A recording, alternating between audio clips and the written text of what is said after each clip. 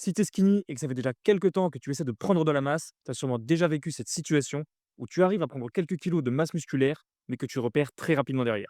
C'est quelque chose que je vois beaucoup trop souvent, et je sais que c'est très frustrant.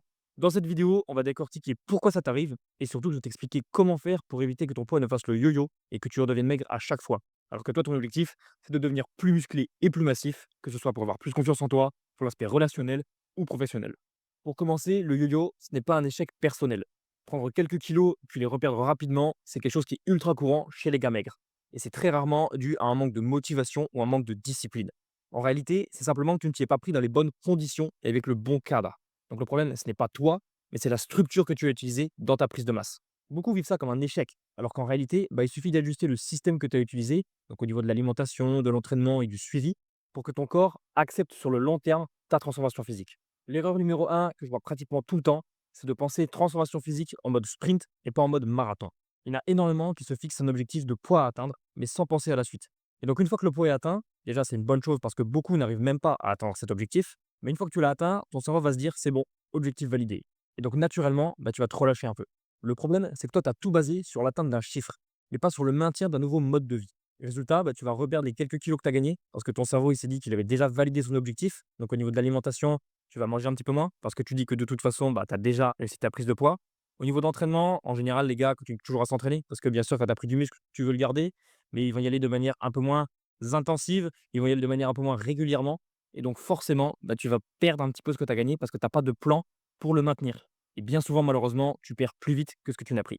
Ce qu'il faudrait faire, c'est pas continuer à fournir des gros efforts pour prendre du poids, parce que ça, tu l'as déjà réussi, mais c'est fournir des efforts différemment pour réussir à stabiliser cette prise de poids. Mais ça, c'est quelque chose que la majorité des gars n'ont pas prévu, ce plan B de stabilité. Ensuite, la deuxième erreur, c'est d'avoir une alimentation trop extrême. Et ça, le meilleur exemple que je peux vous donner, c'est moi-même. Lors de ma première prise de masse, j'ai pris 9 kilos en 3 mois.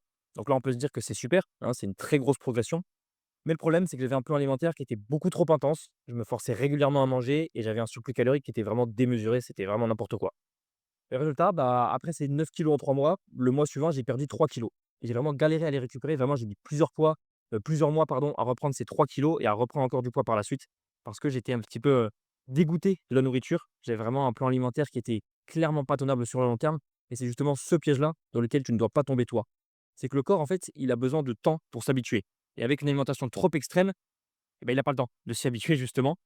Avec un rythme qui est pas tenable sur le long terme, tu vas forcément commencer à te dégoûter de la nourriture parce que tu vas te forcer à manger à chaque fois et tu vas avoir une régression qui est très rapide aussi, hein, 3 kilogrammes, plus 9 kilos en 3 mois, ça fait plus 3 kilos par mois et tu vois que le mois suivant, j'ai reperdu 3 kilos. Donc ma régression a été aussi rapide que ma progression. Heureusement, pour ne pas tomber dans ce piège, il y a une solution qui est assez simple, c'est d'avancer progressivement, tout simplement.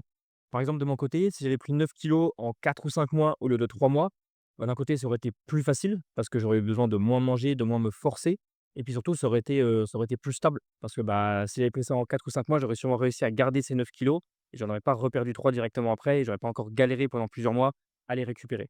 Et j'aurais aussi évidemment, je ne serais pas tombé dans ce dégoût alimentaire. Heureusement aujourd'hui, je n'ai pas de TCA, mais c'est aussi un risque, de se forcer à manger comme ça et de toujours se gaver comme une oie, hein. C'est clairement pas la solution. Ça peut aussi débloquer des troubles du comportement alimentaire et ça clairement, c'est pas le but. Toi, ce que tu veux, c'est transformer ton corps pour te sentir mieux dans ta peau. Donc si à côté de ça, tu débloques des TCA, ça n'a clairement aucun intérêt. La troisième erreur, tout comme tu peux avoir une alimentation trop extrême, tu peux aussi avoir un entraînement trop intense. Et ça, c'est quelque chose qui est très, très, très fréquent aussi. Au début, tu as beaucoup de motivation. Donc, je vois beaucoup de gars qui s'entraînent tous les jours ou presque, avec souvent des séances qui sont beaucoup trop longues, parce que forcément, ils sont très motivés. Ils se disent, plus j'en fais, plus j'aurai des résultats. Ça, ok, ça peut marcher les premiers mois, mais tu vas très vite te heurter à un mur. Déjà, au niveau des conséquences physiques, t'entraîner trop longtemps et trop souvent, tu vas avoir une mauvaise récupération musculaire, une fatigue nerveuse aussi qui va être très importante parce que pas assez de repos. Et forcément, au bout de quelques mois de progression, tes performances vont très rapidement stagner, voire même carrément régresser.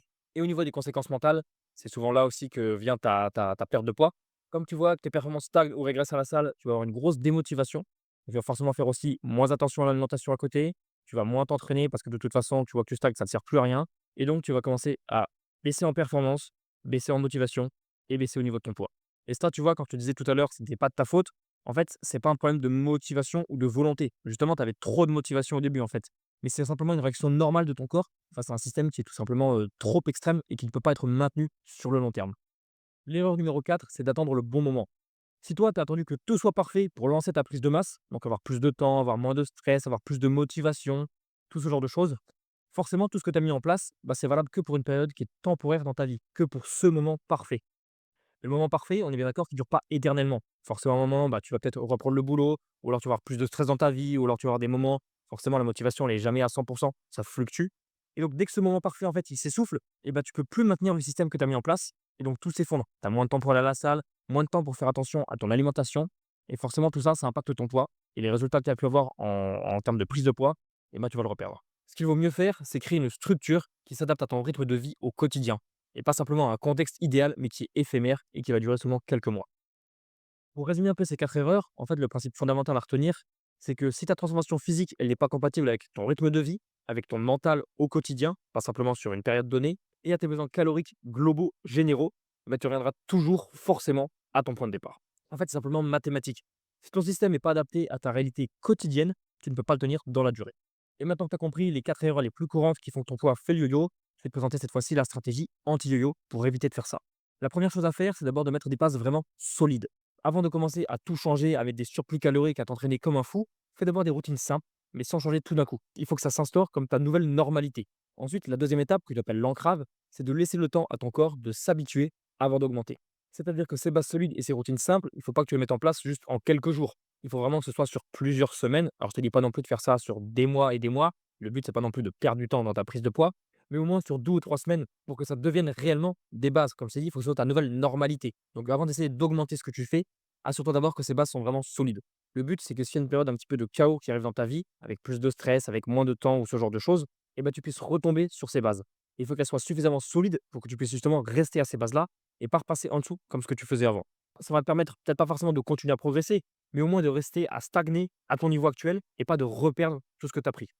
Et enfin, la troisième étape, c'est la progression lente. Alors, quand je dis progression lente, le but, bien sûr, c'est pas que ta transformation physique prenne une éternité non plus, mais c'est surtout de faire les choses de manière progressive, comme par exemple l'augmentation de tes calories ou l'intensité au niveau de l'entraînement, pour encore une fois laisser le temps à ton corps de s'y habituer petit à petit et de pouvoir ensuite le tenir sur le long terme. Le but, en fait, c'est pas de forcer ton corps à changer, mais c'est surtout d'installer une nouvelle structure qui va lui permettre petit à petit de s'y habituer, à prendre de la masse et à prendre du poids.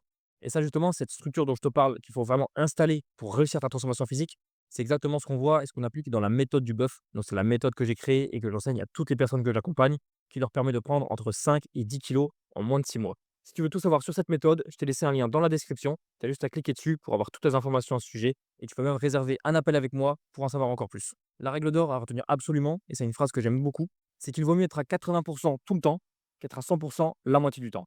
Donc, être à 100% la moitié du temps, c'est vraiment une stratégie perdante. La perfection, c'est impossible à maintenir sur le long terme et tu auras systématiquement un retour en arrière.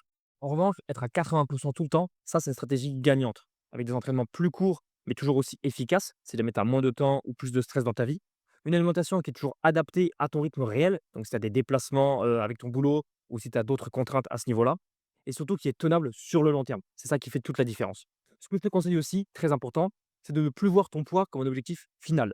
Tu as plus de poids, ça doit ensuite devenir ton nouveau minimum, qu'il faut absolument que tu stabilises et que ensuite tu continues à essayer de l'améliorer progressivement. Et pour te montrer l'importance de cette règle d'or, je vais te montrer le cas de Florian. Florian, avant qu'on bosse ensemble, il avait déjà pris plusieurs fois du poids, mais il le reperdait systématiquement. Il avait un plan qui était beaucoup trop aléatoire, il bossait entre 8 et chaque semaine son emploi du temps changeait, donc c'était pour lui impossible de rester régulier. En tout cas, lui de son côté, il n'y arrivait pas. Mais après avoir appliqué la stratégie anti-yo-yo que je viens de te présenter, avec vraiment des bases simples et évolutives en fonction de ses semaines de boulot, il a réussi à prendre 7 kilos et surtout, il les a maintenus sur le long terme sans difficulté. Grâce à une structure stable, tu peux avoir des résultats durables.